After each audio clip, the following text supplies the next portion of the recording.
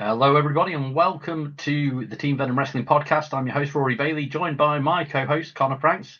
And today Hello. we're going to be talking about one of our all time favorite superstars from WWE history, the dead man himself, Mean Mark Callis, The Undertaker. But first, Connor, how are you, man? I'm good, man. I'm very good. We're here talking about wrestling, so I am happy. That's the thing. That's the Yeah, fact. Talking about my favorite wrestler of all time, so I'm very happy. I think we're not doing a one last run or anything. This is purely a spotlight yeah. on the Undertaker himself, which doesn't give us a small list to choose from anything about him, whether Well, it's matches, character, storylines. We have, quite frankly, the biggest tombola to pick from. yeah. So, hence why it's literally, we're just going to talk about him. We're going to talk Yeah. about The Undertaker. The title of the podcast is going to come to us after we finish recording, but our subject is the Undertaker essentially. Now I know I've said to you before that what got me into the WWE. One of the first things that I owned was WrestleMania, not WrestleMania, Royal Rumble '93 on VHS. We've had many conversations where I've referenced that because the main event was Brett versus Razor, but also that featured the Undertaker in the Rumble being taken out by Giant Gonzalez to set up their WrestleMania encounter that is the one that's best left forgotten out of all of his matches. To be fair, that's the one that you don't have to watch. Um, However, the VHS. See how my mind worked as a kid was because that was my only thing of wrestling. That tape. I watched the hell out of that. So it's like I knew exactly who everybody was. So as soon as like it got to, I think the next one the next tape I got was the Survivor Series '96. I've mentioned that to you before as well. That had Undertaker Mankind on. Then I ended up with the Three Faces of Foley, which also had the Hell in a Cell on. They were my first three VHSs that were bought for me over the course of like 8 year, a 5 year span or whatever it would have been. But each one of them had something to do with the Undertaker. So the Undertaker was very much one of those wrestlers that my childhood brain was already drawn towards because it was part of those things. And then when I started watching wrestling properly, like regularly, because I'd hit the age where I could just watch Raw, and because again we were back in the days where you had to have Sky TV and you had to have a Sky Sports package on that, and then it wasn't anywhere near as easy to access as it is these days. Um, and I remember watching the Royal Rumble 2000. Again, I've mentioned this before the your podcast episodes. I watched the Royal Rumble 2000, and that was the from No Mercy '99 onwards was the point where I started watching the pay per views as they happened, or the next day, and I was setting a VHS recorder on ready so that I'd get up in the morning before school, like by a few hours and watch as much as I could of No Way Out or WrestleMania or whatever.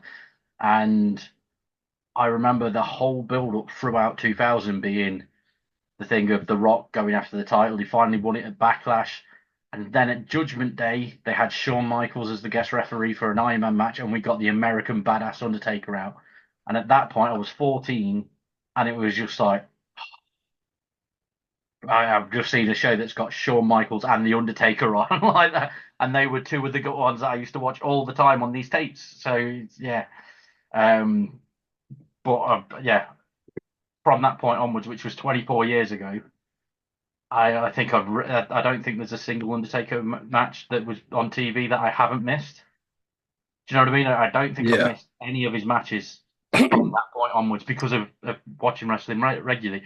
Might have fast forwarded through a few, depending on what they were, but I'm pretty sure I've seen all of them and the whole thing, the last 24 years at least. And then I've obviously gone back through 98, 99, seen all the ministry stuff.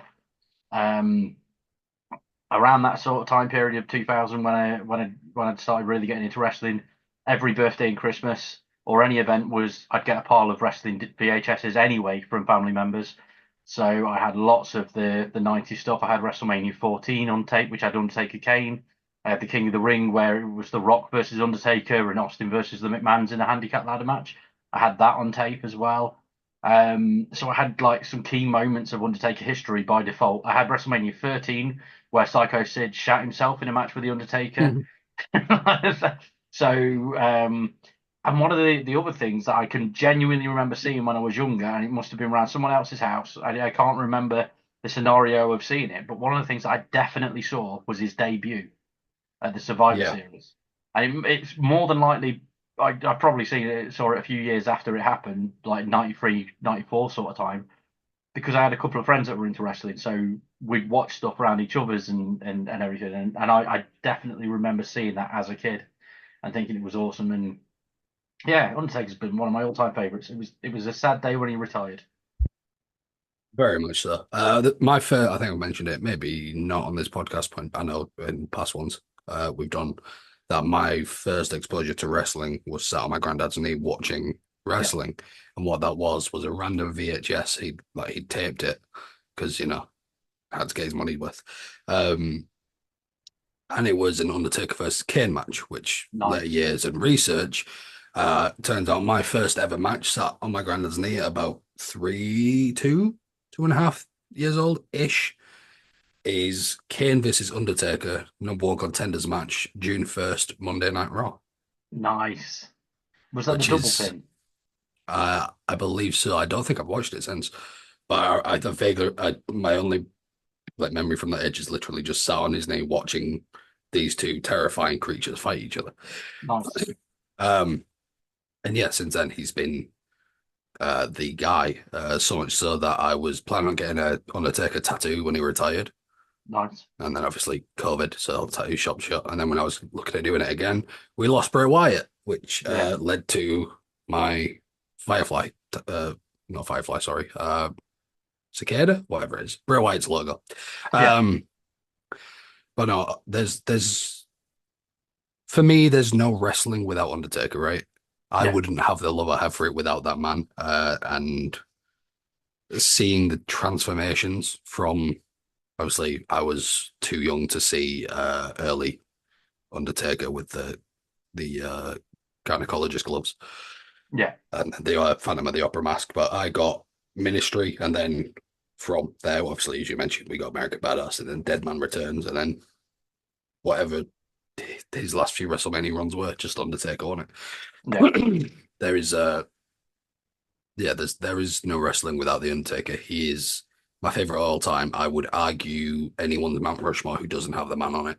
yeah, Like you, I don't think since I actually started watching them properly in like 2000-ish, I don't think there's an Undertaker match from there I haven't seen. yeah. Um, I remember all the big surprises of Undertaker, like a random episode of SmackDown, Shelton Benjamin saying that he's the gold standard. There's no one in the locker room who could beat him, and then the lights go off and you hear, "You forgot someone." Oh, and then they had the first main event of Superstars from that segment. I remember that. Hmm. See, Yeah, this is why it's good that we talk about these things. yeah, that's what I mean. So there's We've just backed up honestly, our own stuff. yeah, it's there's very little I could say anything about disliking about the Undertaker. Seeing him fight, win a Rumble is Yeah, amazing. Which, when you think about how long he'd been with the company at that point, the fact that was his first Rumble is mental. but to be fair, he's also at the point where he didn't need to win one, No, he didn't need to win one, but that's what I but it mean. was There was still plenty of awesome to see. Yeah, yeah, yeah, there was plenty of years before that that would have made so much sense for Taker to win that. yeah. But it's also it's one of them in it where you think about people who should have won Rumbles. That could be an episode in its in of I mean, itself. Kane comes to mind Okay, with Chris the Jericho. 13 eliminations, and yeah, Jericho. The year when he Th- came back and it was Dolph and Jericho starting off, yeah, Jericho would have been a great surprise win. there's an Or entire podcast in this conversation. Like that's yeah, the thing because it's yeah. Um, every conversation we have about wrestling, we need to like carry a there's fucking all recorder, honestly. there's also like a 20-second short that's going to come out because of what we've just said. Yeah, absolutely. Keep those YouTube views coming Yeah, yeah, too right. in. There's a picture of Jericho in the Rumble and also Kane. Yeah, But yeah, no, like Taker's done absolutely everything, and I like the fact that he, outside of the Hardcore Championship, which he massively elevated when he won it, and it didn't seem out of place for him to have it. I couldn't picture him with the Intercontinental or US. No. But he's had multiple WWF title reigns because they were WWF title reigns when he had them because he didn't win the WWE, he won the World Heavyweight title, didn't he? Yeah. In the WWE era, he's had a hell of a lot of world title reigns. He's like I say, he's easily in the conversation for greatest of all time, especially if you were going by gimmick and dedication to the character and all that sort of stuff. Total package. It's like absolutely. Do you know what I mean? There's certain people where like they have the personality, they have the matches, and they have the storylines and stuff, but it always peters. And Undertaker's one of those ones where all three of those things worked well for him. His matches were great because he's just been great. His gimmick as the Dead Man is one that shouldn't have gotten over because it's basically a walking zombie in a wrestling ring. Yeah. But it was that over that he was able to take it for a good 30 years. And that's amazing. And the storylines, there are some really good wrestling storylines out there. And one of the best, they're like some of the best ones involve Undertaker. I think the thing of there was the storyline, the highlight obviously is Undertaker versus Kane, and the whole Yes. opus that they've done with that. The fact that that storyline went on for a decade or so, Oh, and absolutely. because it took a decade for Kane to finally get his revenge on Taker. You Yeah. remember during the World Heavyweight Championship run of Kane, Yeah. which was awesome, and that's the point where they sort of closed it off, and that was the point where like peeling back the curtain, going on the thing about the person, not the character, where Kane was getting his reward run because he'd been with the company for so long, and they were like, you know what, we're going to put the world That title on you. was It was much there was a needed. period of the oh yeah, there was a period with the World Heavyweight title where it was reward runs because Yeah, you had Mark Henry, yeah, Big Kane, and Show. Big Show, and yeah, which they all deserved it. I mean, let's Rey be honest, the Mysterio had fact it the Big same Show year is as well as Kane. yeah, He had his second but let's world be title honest, run there. Yeah, yeah, the fact Mark Henry, Big Show, and Kane don't have higher amount of world titles under their belt is yeah, criminal. yeah. I mean, Big Um, Show has held titles in every company that he's in, every major company that he's been an active wrestler for. So I'm not counting his AEW run because he's not an active wrestler there. He's like just there as a special attraction, isn't he? But Big Show held, I think he had the WWE title twice. He had the WCW ECW title is title, the Giant, ECW WCW title, title a couple of times, World Heavyweight title a couple of times. I think he's yeah. ended up with about 7 or 8 world titles, but I might be wrong from that. But yeah, Big Show should have probably won more, but So should Kane. so should Kane. Kane definitely having two, technically three world title reigns if you count his ECW title reign as well, I think which you I'm going have to to. count it because it was when it I think was yeah, face of the brand. So yeah, yeah, absolutely. absolutely. Not to mention, Undertaker, obviously, we said never held. I agree. I couldn't imagine him with the IC or the United States. The only time I could have imagined him with one of those was during the invasion if he'd have won the WCW United States. Yeah, I feel like that as a belt on the American Badass would have looked fine. The same how they had the absolutely. WCW tag titles, it looked fine. Yeah. That would I have think the worked. But IC could have worked if he'd won it in his first year in the WWF. yes, But when yeah, it was the Mortician Undertaker style thing, if he'd have won it then, the classic look of the belt, that I could have pictured that. But I'm yeah. glad he didn't win it. When it had the more serrated rectangular edges before it was like white strapped and it was Yeah, oh no yeah. after it was white strapped, sorry. Oh yeah, yeah, it was, yeah. Yeah. um Not to mention he is a 15-time Slammy Award winner and he Nice. is the only official Wake Mountain Trophy winner, which he won Yeah, I forgot at about that. Super Showdown In his second to 2020. last match, yeah, by beating AJ Styles. When they did that whole thing of Gallows and Anderson backstage, and you saw like a random punch and a random shoe trying to hit them. That was amazing. I'm right. uh when you think Undertaker's opponents, Yeah. we'll take Kane out of the equation because I feel like that's a very Okay. easy, cheap answer because of the whole their history is intertwined in general, whether Yeah. it's friend or foe. If I said to you, Undertaker rival, Who's the first Yeah, person who comes to your Mick mind? Foley, without hesitating, Mick Foley. But Understandable. that's an era's thing because that's I loved Mick Foley. I say one of those videos I had was the Three Faces of Foley, and also Survivor Series '96. And Survivor Series '96 was Undertaker with the bat wings coming from the rafters to take on Mankind with Paul Bearer in a shark cage above the ring, and then the Three Faces of Foley being the next VHS I had, which had the Hell in a Cell match of Undertaker versus Mankind, which really, I think Mick Foley hadn't won the world title at that point, and I think that was the justification in him being a world title level wrestler was, yeah, that Hell in a Cell with Undertaker, Foley's top tier. Foley's a main eventer. Do you know what I mean? That was Yeah. it because Foley had flirted with the main event a bunch of times before then. Obviously, in WCW was Cactus Jack. He challenged Sting for a few times for the title and got thrown off the stage in one of my favourite spots. He got thrown off the stage and just got back up and ran after him. And then there was the WWF Mind Games where Shawn Michaels defended against Mankind, and we had that beautiful sweet chin music into a chair while Mick Foley was on the top turnbuckle. That stuff was fantastic. Like and Foley had flirted with the top end of the card a bunch of times. And then he challenged Austin while he was Dude Love a few times as well. And then that King of the Ring '98 happened, and that was the point where you're like, yeah, okay, Foley's definitely that's the point where he's gone next level. And it was roughly 6 months later when they put the title on him. Yeah. I'll So put butts in seats. And it did. Everyone Yes, it changed did. changed the channel from Nitro to Raw because like, The oh, I want rest to is see this. history. Yeah, I Yeah, think for me, and again, it's generation. yeah. Um, You're going to say HBK? no, no, no, no, Oh, no, okay. earlier than that. I see a lot of Lesnar as, but I when I think of that, I think of like 2001. Yeah, yeah.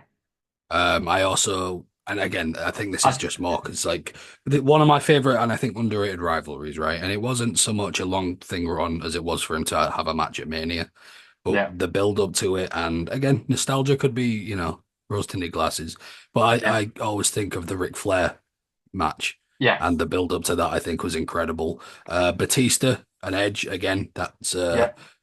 generational thing. Randy Orton, 2004, that was, yeah, 2005. 2004. Was it 04 was five or five? Kane at WrestleMania 20. WrestleMania Oh 21 in yes, '05 was when Orton RKO'd Stacy Keibler, who was his on-screen yeah. girlfriend, He to was doing turn the heel Legend Killer again. thing, and then Yeah, Bob came in, and yeah, because like for the viewers at home, you might think, how the hell are they thinking people so far apart? When Undertaker and Orton faced at Mania, I was 9. yeah, Oh, no, 2005, it'll have been early 2005, so I'll have been 8. I was 8 yeah, years old.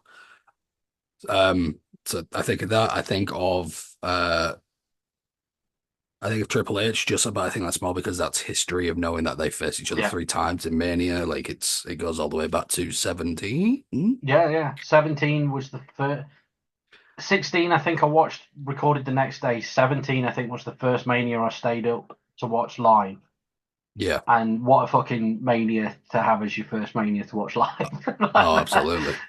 I don't think I've missed a Mania since then. No, no, I tell a lie. I missed WrestleMania 23, but that was because I had an operation and I was in hospital.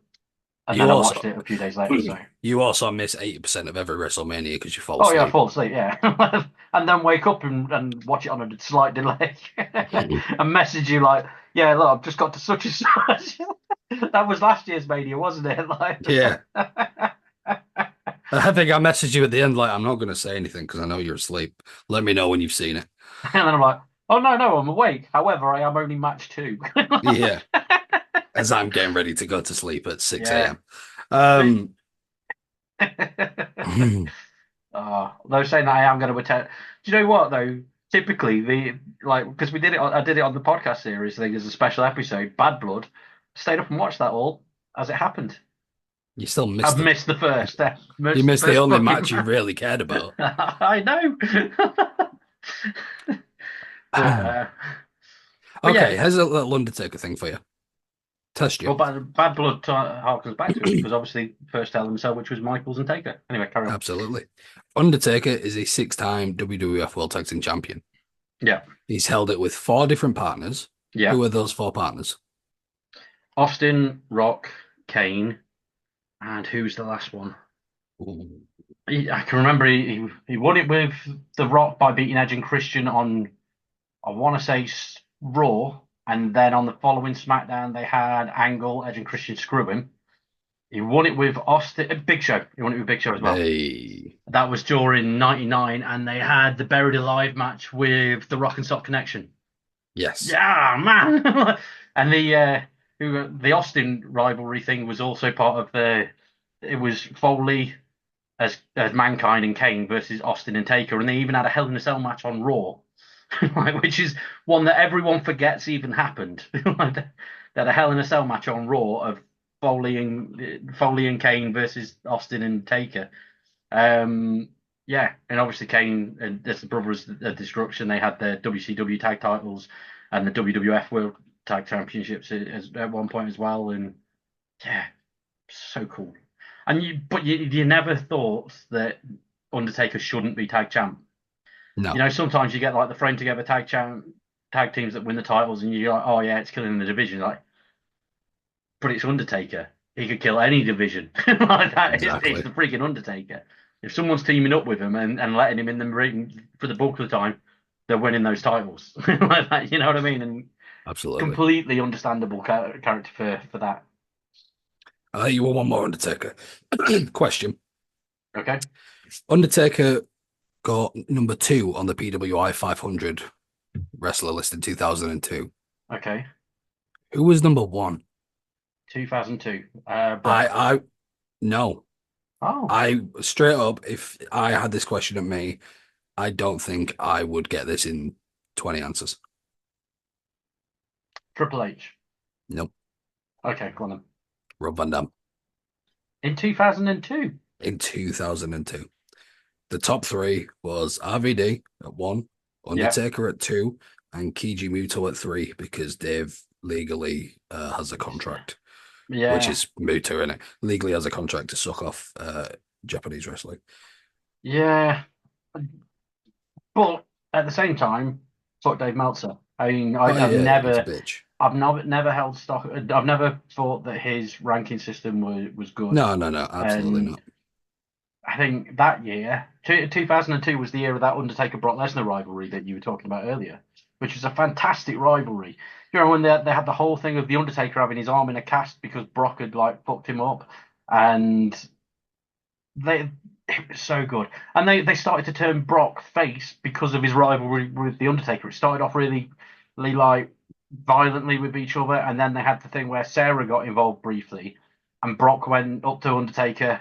I was like, look, just so you know, sorry. Like that. Yeah, And Paul Heyman was like, what the fuck is that about, Brock? And because Brock was started to like lose his edge as such, and he was still undefeated. Do you remember Paul Heyman then turned on Brock at the very it's a next big pay-per-view, show. which was Survivor Series and Lima Big Show, and yeah, oh, such a good run. Fun fact, And in that 2002, Brock Lesnar isn't even in the top 10. which is mad because he had the I, undefeated streak from the day after WrestleMania all the way to Survivor Series and won the WWF Championship at SummerSlam. That's like the Raw after Mania is one of the biggest Raws in the year. That's just a fact. He debuted there, won the WWF King of the Ring, won the WWF Championship.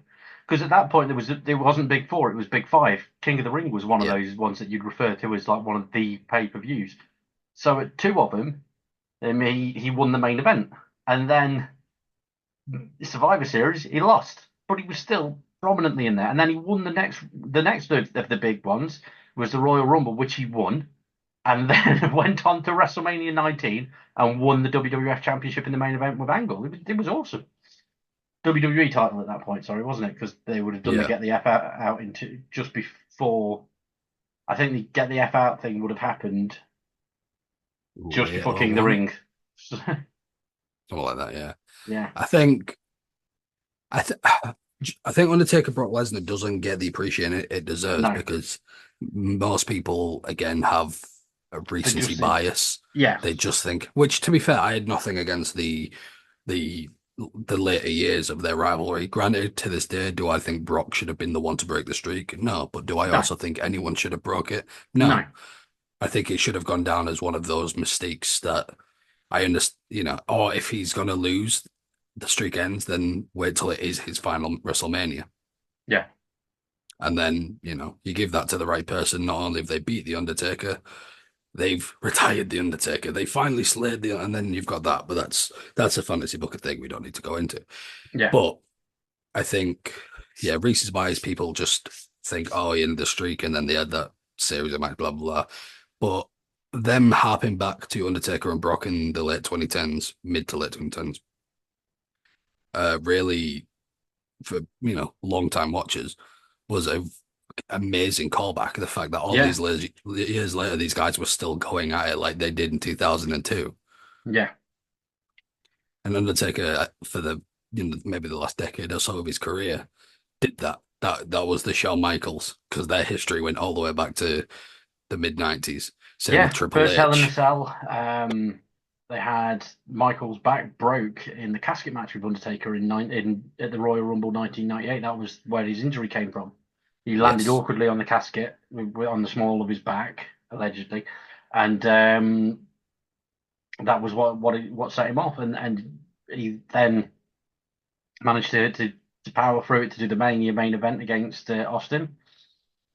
But that was the end of Shawn Michaels and stuff. But Shawn Michaels' biggest matches during his WWF Championship run was, I'd say, that casket match because it yeah. was an awesome match and it was Royal Rumble, and they were setting up the Undertaker Kane stuff because you remember they had him in the casket, set it on fire, Kane interfered, all that sort of stuff, and they made it like that, and then they had a few months hyping up that the Undertaker was coming back to face Kane. They had all like the pyro and shit while Kane was having matches, and it was really good. And then they did something similar when they reverted him to the Dead Man again in 2003 at Survivor Oh, Series. No, three. 2003 Which was fun. was the Undertaker as the American Badass versus Vince McMahon at Survivor Series in a Buried Ah, Alive yeah. match.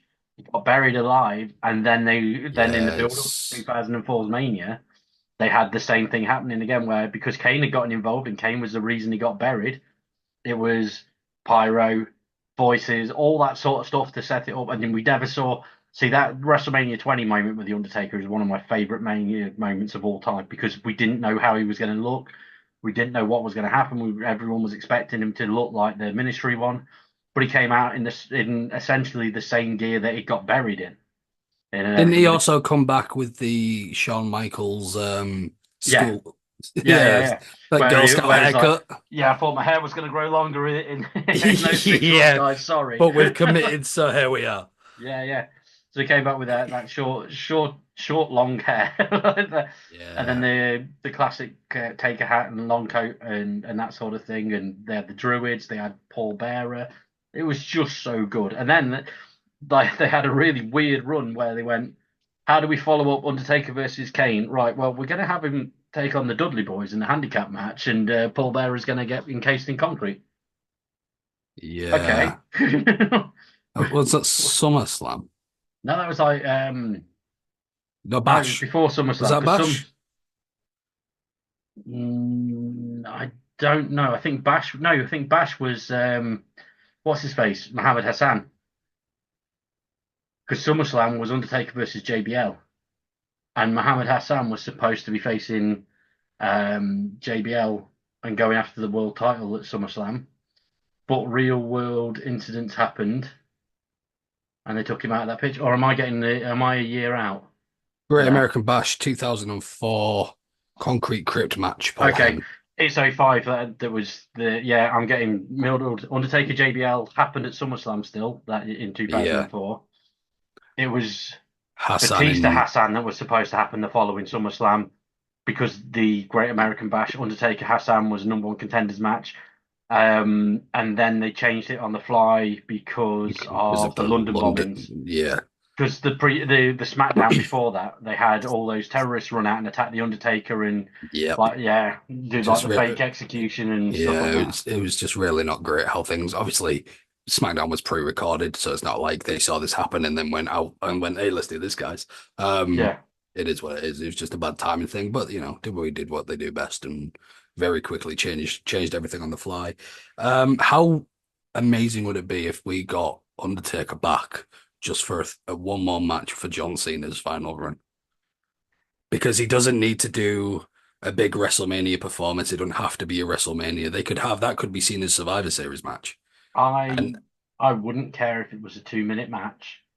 I think seeing those two back would be amazing. I mean, that thing of this year's WrestleMania main event, Cody Rhodes versus Roman Reigns, where they had the little run-ins oh from my, everyone. That thing that yes. that thing of the Undertaker being the one to take out the Rock. Oh man, that was awesome. When that gong happened, I honestly immediately my eyes had like water. Like I was close because I was like, Yeah, yeah, he's it's Undertaker and Mania is it's just meant to happen. You're meant to see it as a yeah, wrestling fan and a long time wrestling fan. When you see WrestleMania without any kind of Undertaker, I'm not saying you need to match at this point. Even if you had him, dressed up in Mark Calloway gear on the fucking panel or a yeah, special segment or something. He's just so he's there, it feels right. yeah, And the way they did it was just perfect. yeah. I understand though at Absolutely. the time there was a lot of argument of, well, why didn't the glass shatter? And obviously behind the curtains, we all know it was, they didn't want to pay him enough, etc. But regardless, it was worth it for the gong. It's worth it for the dead man. Yeah, absolutely. Now, because this is one of the things that we haven't done on these podcasts, which would be a quite a good one to do. We've never done like a what's if sort of segment, a what if sort of segment. So I'm going to throw one at you with what little time we've got left of this episode, because I know we're almost close to the overrun point. Rather quickly, if during the, let's say, WrestleMania 16, injuries hadn't happened and Undertaker and Austin were still healthy, if they did Undertaker versus Austin at WrestleMania 16, who do you think would have walked away as the winner? Because at that Based point there was no streak. The streak wasn't a thing that they were building up. based on the timeline, I think Taker would have taken it, but Yeah, I think it would have carried over to 17 and we'd have got a rematch. maybe. I think in that world we wouldn't have the three mania rivalry of Rock and Austin. No. I think we'd had a multi mania rivalry of Taker and Austin. And if Undertaker had been healthy, and let's say Austin still was injured, if Taker was healthy and had a match at Mania that year, I think the rumored thing, although it was rumored for a bunch of things, was Jericho. Yeah. Jericho Taker was rumored. Now, because there was no streak again, and Jericho was shit hot in 1999 and early 2000, could you have seen them keep No, giving the win to Jericho? no. Because bear in mind that the streak, they didn't start mentioning it until he took on Ric Flair. As soon as he Yeah. beat Ric Flair, he's like, that was the point where he realized, oh, I've won 10 WrestleMania matches and not lost one. And then it No, started to be a thing from that point onwards. I think the issue there was that Jericho was shit hot in the wrestling world, but Jericho was never and has never, and as it turns out, will never be shit hot in the only mind that mattered at that point, which was Vince McMahon. Yeah. Anyway, that's about all the time we've got. And thank you, everyone, for listening, and thank you for watching. When I say watching, I know obviously it's a static image on YouTube that you're watching, but thank you nonetheless. We appreciate it. We've had some tremendous spikes in views. We have some wonderful comments on some of our episodes so far. So feel free to jump in on there, anybody, and give us some topics that you'd like us to talk about, even if it But is about our former contributor's missing leg. Kind of what you were about to say. you took the words out of my mouth. I was about Okay, to say, but when you jump in the comments, make sure you land on your good leg. indeed. Well, thank you all, everybody, and we'll see you all soon.